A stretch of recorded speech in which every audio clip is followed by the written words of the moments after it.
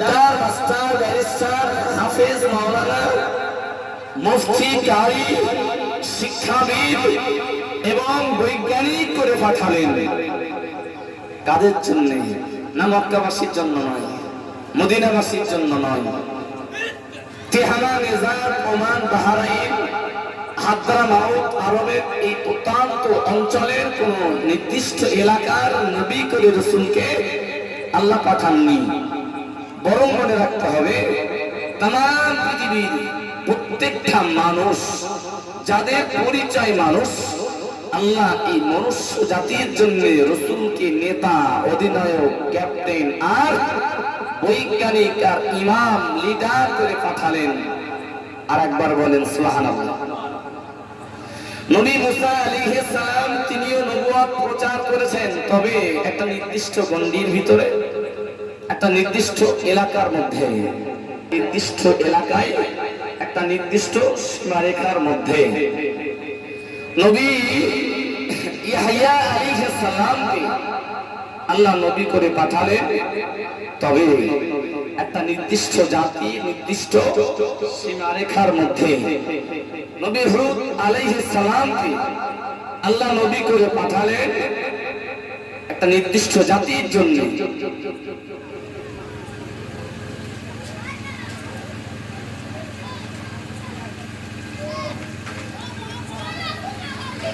নবী হুদ আলাইহিস সালাম তিনি আল্লাহ পাকের জলিলুল কদর নবী, কিন্তু তার শরিয়ত প্রচারের একটা নির্দিষ্ট সীমারেখা ছিল। অবাক কাণ্ড, প্রত্যেকটা নবীকে আল্লাহ এলাকা বেঁধে দিয়েছিলেন, নির্দিষ্ট করে দিয়েছিলেন যে আপনাকে এই পর্যন্ত ইসলামের আলো, শরিয়তের আলো প্রচার করলেই হয়ে যাবে, আপনার আর বেশি দায়িত্ব নিতে হবে না, আপনার এই নির্দিষ্ট এলাকাটাই আপনি সামলান। কিন্তু রাসূলুল্লাহকে রাহমাতাল লিল আলামিন করে তথা तमाम পৃথিবীর সমস্ত দেশের নবী করে আল্লাহ পৃথিবীতে আমাদের জন্য উপহার দিলেন। বলুন সবাই সুবহানাল্লাহ। আমার বন্ধুরা, মুরব্বিয়েরা, মায়েরা, বোনেরা, আখিরি জামানা পয়গম্বর, আখিরি জামানার নবী মুহাম্মদুর রাসূলুল্লাহ সাল্লাল্লাহু আলাইহি ওয়াসাল্লাম পৃথিবীতে আসবেন।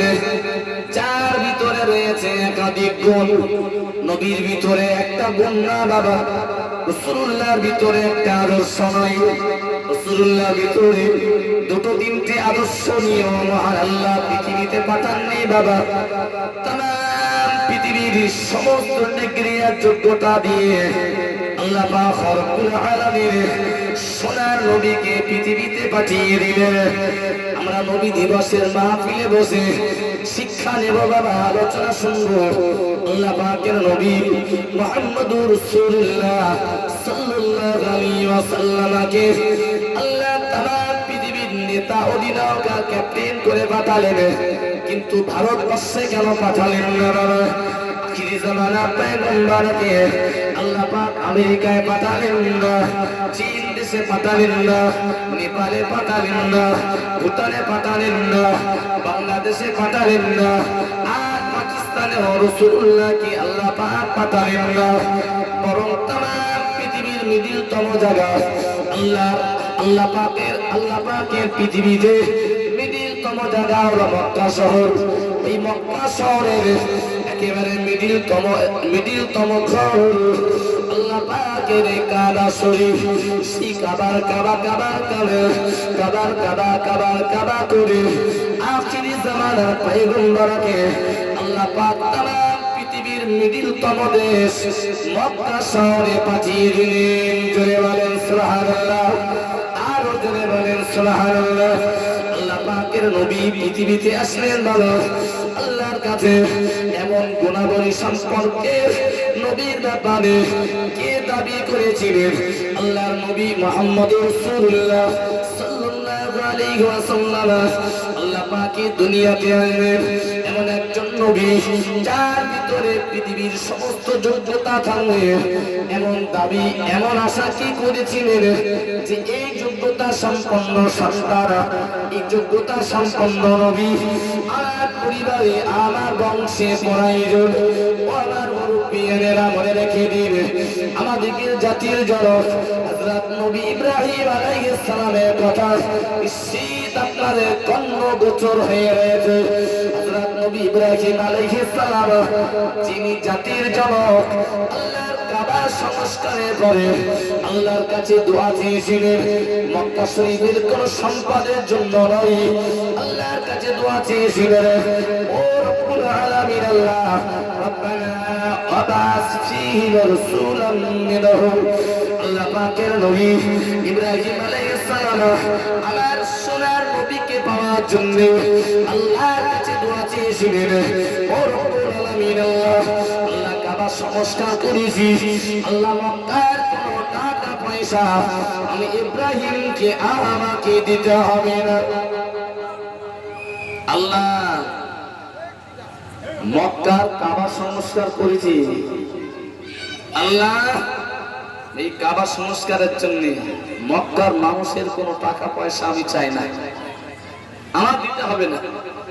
আল্লাহ আমি কাবা সংস্কার করেছি, এর কোনো মজুরি আমি চাই না, কিন্তু আমার একটা মজুরি চাওয়ার আছে।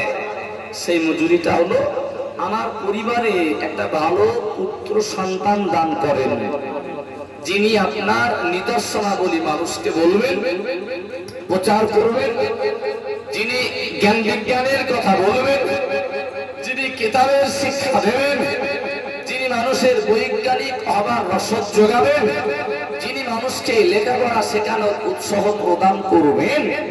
আল্লাহ এমন সর্বগুণে গুণান্বিত একটা সন্তান এই কাবা সংস্কারের মজুরি হিসাবে আল্লাহ আমার বংশে পাঠান।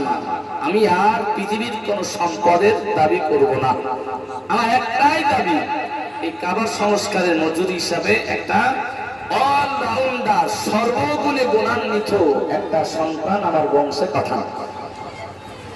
আমার বন্ধুরা মুরব্বিয়ানেরা এরা মনে রেখে দিবে, হযরত নবী ইব্রাহিম আলাইহিস সালাম আল্লাহর কাছে দোয়া চেয়েছিলেন। আখিরি জমিনের আখিরি জামানা নবী মুহাম্মদুর রাসূলুল্লাহ সাল্লাল্লাহু আলাইহি ওয়াসাল্লামকে পাওয়ার ব্যাপারে আল্লাহর কাছে দোয়া চেয়েছিলেন, ও রব্বুল আলামিন আল্লাহ এমন একজন সন্তান যার ভিতরে মাস্টারের যোগ্যতা, ডাক্তারের যোগ্যতা, ব্যারিস্টারের যোগ্যতা, হাফেজ মাওলানা মুফতিকারী আর বৈজ্ঞানিক হওয়ার যোগ্যতা রয়েছে, ও রব্বুল আলামিন আল্লাহ সেই যোগ্যতা সম্পন্ন নবীকে তথা যোগ্যতা সম্পন্ন পুত্র সন্তানকে আমার পরিবারে পাঠিয়ে দিন। আমি আপনাকে এতটুকুই বোঝাতে চাইছি বাবা, হযরত নবী ইব্রাহিম আলাইহিস সালাম কাবা সংস্কারের পরে যে দোয়া তিনি চেয়েছিলেন, আমার আল্লাহ সেই দোয়াটা কবুল করে নবী ইব্রাহিম আলাইহিস সালামের বংশে নবী ইসমাঈলের ঔরস থেকে আখির জামানার নবীকে 570 খ্রিস্টাব্দে মা আমিনার গর্ভ থেকে আল্লাহ মক্কার জমিনে পাঠিয়ে দিলেন। জোরে বলেন সুবহানাল্লাহ, আরো জোরে বলেন সুবহানাল্লাহ। সুতরাং অসুন্দর আগে আপনার মাথায় ঢোকাতে হবে হযরত নবী ইব্রাহিম আলাইহিস সালামের দুয়ার ফসল হলো আমাদের নবী, আমাদের পয়গম্বর, তার দুয়ার ফসল হয়ে আল্লাহ পাকের পৃথিবীতে এসেছেন সেই নবী ইব্রাহিম আলাইহিস সালাম, যিনি কাবা সংস্কারের পরে আল্লাহর কাছে দোয়া চেয়েছিলেন। আল্লাহ পাক দোয়া কবুল করে সেই আখিরি জামানা নবীকে নবী ইসমাঈল আলাইহিস সালামের ঔরস থেকে এই পৃথিবীতে নেতা, সেরা নবী, ডাক্তার, মাস্টার, বুদ্ধিজীবী সর্বগুণ দিয়ে পৃথিবীতে পাঠালেন। আল্লাহ পাকের নবী পরিষ্কার করে জানিয়ে দিলেন, ও বিশ্ববাসী বলে রাখো, আমি তোমাদের কাছে প্রেরণ হয়েছি, তোমাদের কাছে প্রেরিত হয়েছি আল্লাহ পাকের তরফ থেকে একজন শিক্ষক হিসাবে। ও আমার বন্ধুরা মুরব্বিয়ানেরা, সেই নবী মুহাম্মদুর রাসূলুল্লাহ অন্য আয়াত অন্য হাদিস শরীফে নবী আমার পরিষ্কার ঘোষণা দিয়েছেন নিজের জানানে, ও বিশ্ববাসী মনে রাখো, মা খালাকাল্লাহু নূরি, আমি রাসূলুল্লাহ বলছি, আল্লাহ পাক রব্বুল আলামিন আমার নূরকে প্রথম সৃষ্টি করেছেন। আমি আল্লাহ পাকের নবী, আমার নূরকে মহান আল্লাহ এই পৃথিবীতে প্রথম সৃষ্টি করেছিলেন। আকীদাগতভাবে আমাদের বিশ্বাস আর আকীদা রয়েছে বাবা, আল্লাহর নবী তিনি নূরের তৈরি। আমরা যারা রাসূলুল্লাহর উম্মত, আমরা রীতিমতো মাটির তৈরি। নবীর অনুসরণ করব, নবীর দেখানো পথে আমল করব, নবীর সুন্নাতের পাবন্দী হব। নবী কিসের তৈরি এ ব্যাপারে নবীর সম্পর্কে আকীদাটার মজবুতকরণ তো আগে দরকার রয়েছে বাবা। হ্যাঁ, সেই নবীর আদর্শমণ্ডিত মজলিস, নবী কিসের তৈরি, আসলে এই কথাটা অল্প করে হলেও আমার বলতে হবে। রাসূলুল্লাহ এসেছেন সবার শেষে, আখিরি জামানার নবী। আমাদের নবীর পরে আর কোন নবী পৃথিবীতে আসবে না। নবী নূরের তৈরি, আমরা মাটির তৈরি। এর একাধিক দলিল আছে, আমি গুটি কতক নবীর জীবন থেকে সেই দলিল বলি, আর নবীর প্রতি ভালোবাসা জন্মানোর জন্য কথাগুলো আপনাকে একটু শোনাতেই হবে। রাসূলুল্লাহ নূরের তৈরি, আমরা মাটির তৈরি।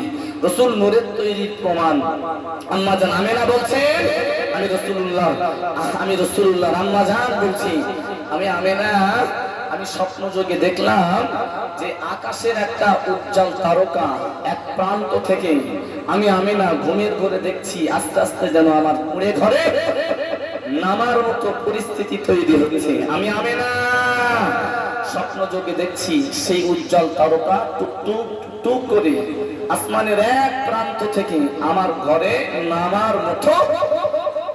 হঠাৎ দেখলাম আমি আমেনার ঘুম ভেঙে গেল, আলোটা আমার কুঁড়ে ঘরে নামলো। আমি আমেনার সেই দিন সুবে সাদিকের সময় আমি আমেনার গর্ভ থেকে মহান আল্লাহ আমার এতিম বেটা, এতিম শিশু মুহাম্মদ সাল্লাল্লাহু আলাইহি ওয়াসাল্লামকে আল্লাহ পৃথিবীতে পদার্পণ করালেন। আমি আমেনা লক্ষ্য করে দেখলাম এর পূর্বে মায়েদের বাচ্চা প্রসবের পূর্বে একটু ব্যথা বেদনা হয় না, হয় না, একটু কষ্ট হয়। আম্মা জান আমেনা বলছেন আমার কলিজার টুকরা এতিম মুহাম্মদ সাল্লাল্লাহু আলাইহি ওয়াসাল্লাম আমার গর্ভ থেকে পৃথিবীতে আসবেন। আমি আমেনা এক টুকরা বুঝতে পারিনি যে আমার কলিজার টুকরা সন্তান আজকে পৃথিবীতে আসবে। তবে হ্যাঁ, আল্লাহর গায়বী মদতে আমি আমেনাকে স্বপ্ন দেখানো হয়েছিল। আম্মা জান আমেনা বলছেন আমার কোনো কষ্ট হয়নি। এক নাম্বার। নাম্বার 2, আম্মা জান আমেনা বলছেন মায়েদের বাচ্চা ভূমিষ্ঠ হওয়ার পরে শরীয়তের ভাষায় একটা রক্ত বাহির হয়, রক্তটার নাম হলো নেফাসের রক্ত, নাপাক রক্ত। আম্মা জান আমেনা বলছেন আমি এতিম মুহাম্মদ সাল্লাল্লাহু আলাইহি ওয়াসাল্লাম আম্মা জান আমেনা বলছি, আমি আমেনার গর্ভ থেকে আমার সোনার নবী, শিশু নবী, আব্বাহারা নবী যখন পৃথিবীতে আসলেন, কোনো গন্ধ না, দুর্গন্ধ না, কোনো নাপাকি রক্ত আমি আমেনার গর্ভ থেকে পৃথিবীতে আসেনি। বলুন সবাই সুবহানাল্লাহ। আমার বন্ধুরা, মুরগিয়েরা, ভাইয়েরা, বোনেরা, শহীদ করে মনে রেখে দিন বাবা, আল্লাহ পাকের নবীর আম্মা যারা বর্ণনা করেছেন, ও বিশ্ববাসী মনে রাখো, আমি আমেনা বলছি, আমি আমেনার গর্ভ থেকে এখন সোনার নবী পৃথিবীতে পদার্পণ করলেন। আমি আমেনা ওই কুঁড়ে ঘরেতে সঙ্গে সঙ্গে দেখতে পেলাম আমার কুঁড়ে ঘরে কোনো আলো ছিল না।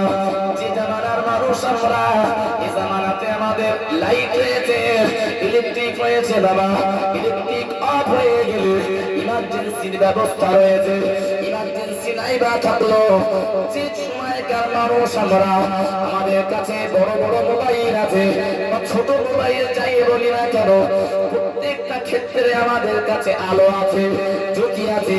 অন্ধকার দূরীকরণের জন্য সব উপকরণ নিয়ে তো আমরা জন্মেছি। কিন্তু সেই সময়ে আম্মা জান আমেনা রাদিয়াল্লাহু আনহা ওই পিরিয়ডে মক্কায় কোনো কারেন্ট ছিল না, মক্কায় ইলেকট্রিক ছিল না, মক্কায় মোবাইল ছিল না, ইমার্জেন্সির কোনো ব্যবস্থা ছিল না বাবা। বরং চাইতুন তেলের মাধ্যমে বাতি জ্বালিয়ে মক্কার মায়েরা ঘরে সন্ধ্যা দিত। মক্কার মায়েরা রাতের অন্ধকার দূরীকরণের জন্য জাইতুন তেলের মাধ্যমে তারা বাতি প্রয়োগ করে আগুন ব্যবহার করত। ও আমার বন্ধুরা, মুরব্বিয়েরা, আম্মা জান আমেনা বলছেন, ও বিশ্ববাসী বলি রাখো, আমি আমেনার কোলে ঘরটা অন্ধকার ছিল। আমি আমেনার কোলে ঘরটা রীতিমতো অন্ধকারে ভরপুর ছিল। আর নবী জন্মেছে রাতের শেষে আর দিনের শুরুতে সুবে সাদেকের সময়, যে সময়টা না পুরো অন্ধকার আবার না পুরো দিন, একদিকে পুরো আলোয় আলোকিত না আবার পুরো অন্ধকার না বাবা, একটু একটু আস্তে আস্তে অন্ধকার রয়েছে। আম্মা জান আমিনা রাদিয়াল্লাহু আনহা বর্ণনা করে বলছেন, আমার এতিম বেটা আমার গর্ভ থেকে 570 খ্রিস্টাব্দের 570 খ্রিস্টাব্দের বাড়ি রবিউল আওয়ালের সুবে সাদেকের সময়ে আমার কোলে ঘরে জন্মানোর সঙ্গে সঙ্গে দেখলাম আল্লাহ পাক রব্বুল আলামিন আমার অন্ধকার কোলে ঘরটা আমার বেটার সিনায়ে আলোয় আলোকিত করে দিলেন। জোরে বলেন, আরো জোরে বলেন সুবহানাল্লাহ। নবী নূরের তৈরি তার